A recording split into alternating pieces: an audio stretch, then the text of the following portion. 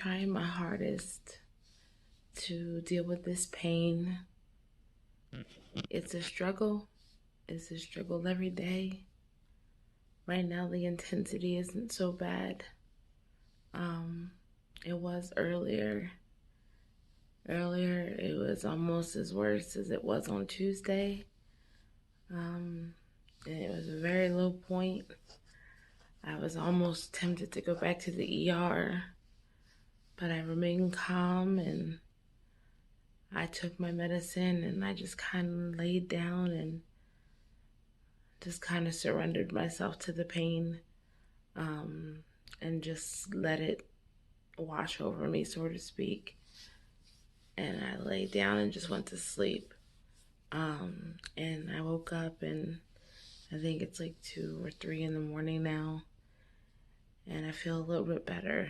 Um, so I wanted to make this update and just say thank you. Thank you to everyone who has reached out to me. Thank you to everyone who said a kind word. Thank you to everyone who has kept me in their prayers.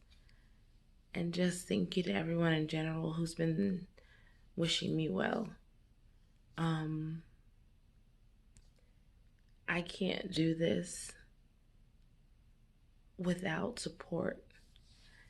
And people think that support can only come from those that you've known or those that you live with. And that's just not true. Support can come from anyone who supports you. It really can. But I just want to talk about something really quickly.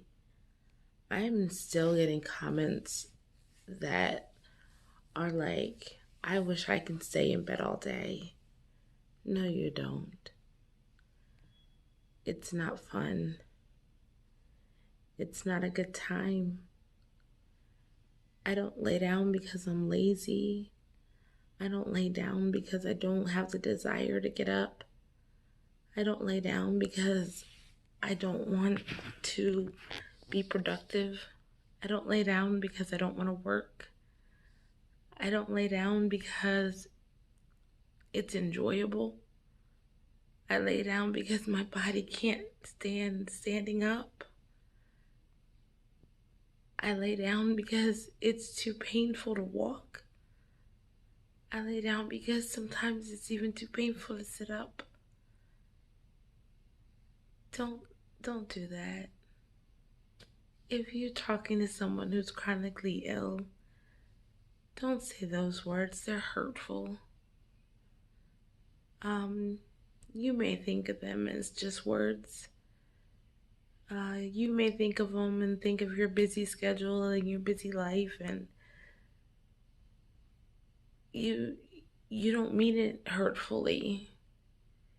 You're just like, wow, compared to my busy life, staying in bed seems like a good option, but it's not, I promise you. If I could get out of this bed and out of this pain and out of this life, out of this situation, life as in my chronically ill life, not life, my kids and my family and that kind of life, but just my pain life, my chronically ill life, I would in a heartbeat. I've had people that have just really royally done me wrong in life, and I still wouldn't even wish this pain on them. It's a horrible feeling. It's not fun. It's not a good time.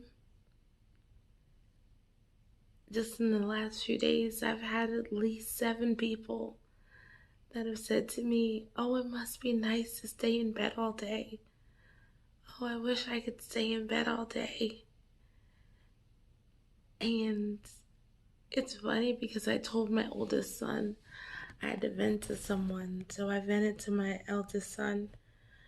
And I was like, I can't believe that in 2019 people are still saying that. And he's like, no one would say that to you.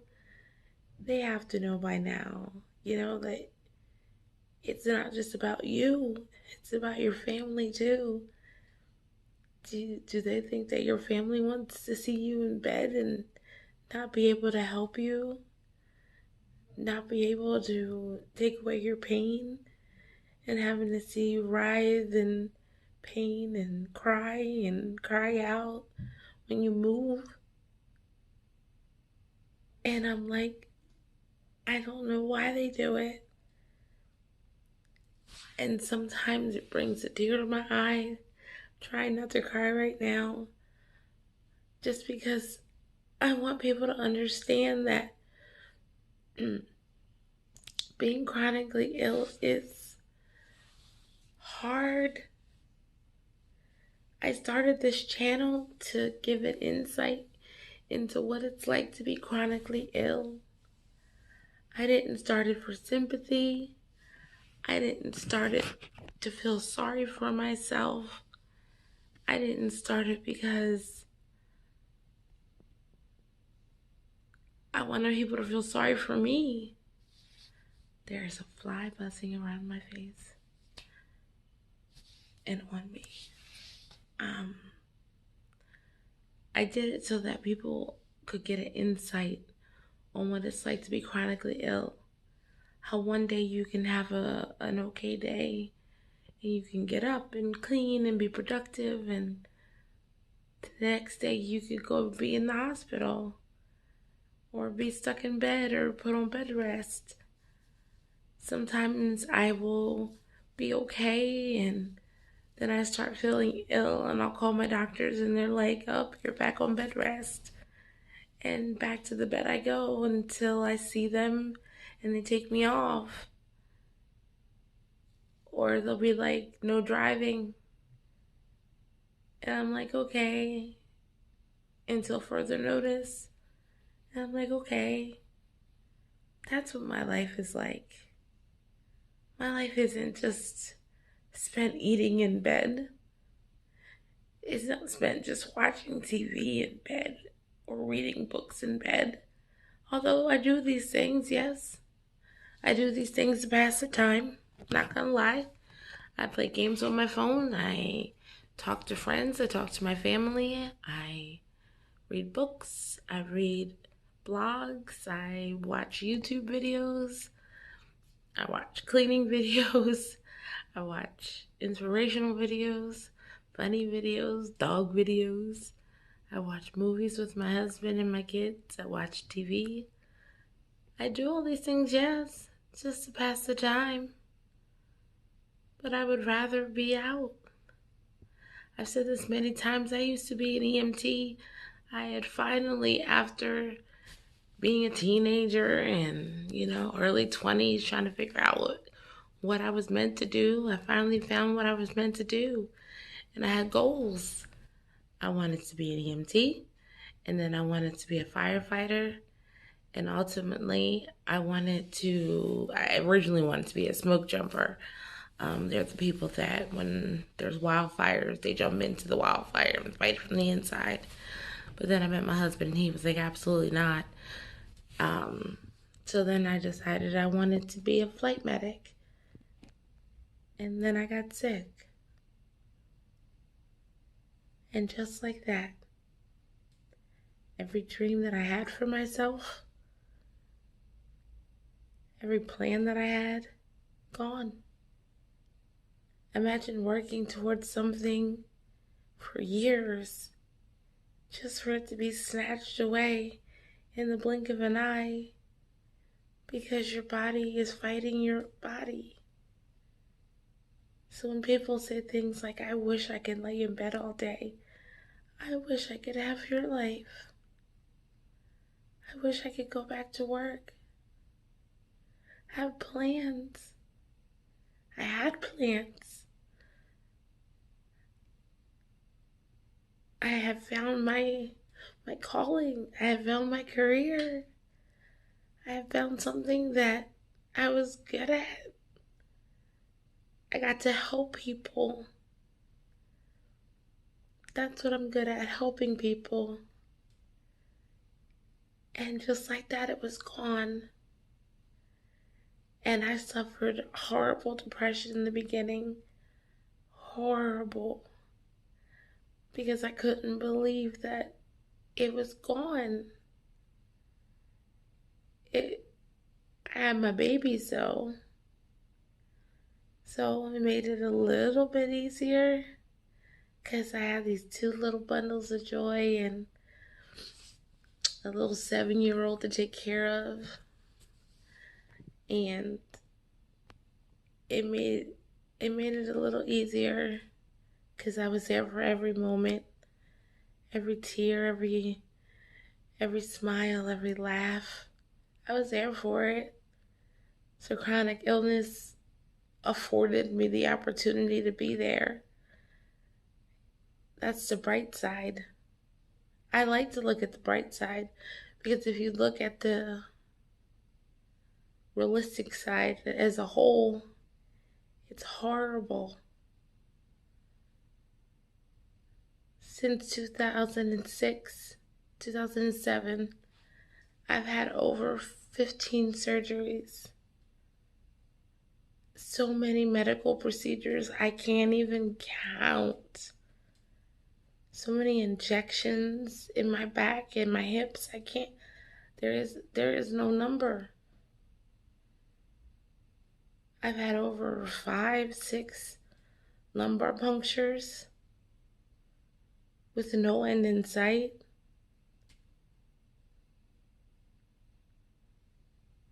And now I have another complicated surgery that I have to fight to get so I can feel better. So I don't feel like my heart's gonna explode or there's a drill in my chest.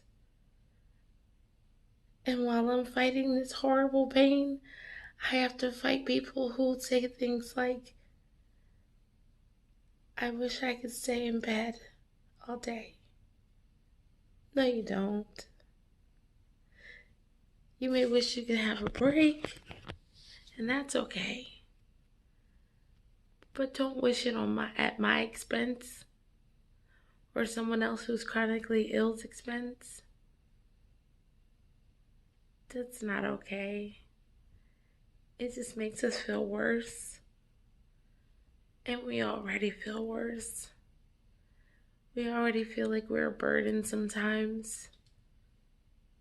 We already feel like, I wish I could do this and I wish I could do that. We're halfway into summertime and my kids have only been out once to the pool and then I got sick. I don't even know if I'm gonna be able to do anything with them this summer. I may rob them of their summer because I'm sick. Think about that. Do you wish that too? When you wish you could stay in bed all day? Do you wish you can see your kid's face when you get taken away in an ambulance yet again? Do you wish that too? No, you just wish you can stay in bed all day. Do you wish you could see your kids cry because you're in pain and they can't help you? No, you don't wish that either, do you? You just wish you could stay in bed all day. You don't want the complications that come with it. Think a little bit more before you say something that could be hurtful to someone else. Until next time, guys, deuces and be well. Bye. Thanks for watching. Don't forget to like, comment, and subscribe. Until next time.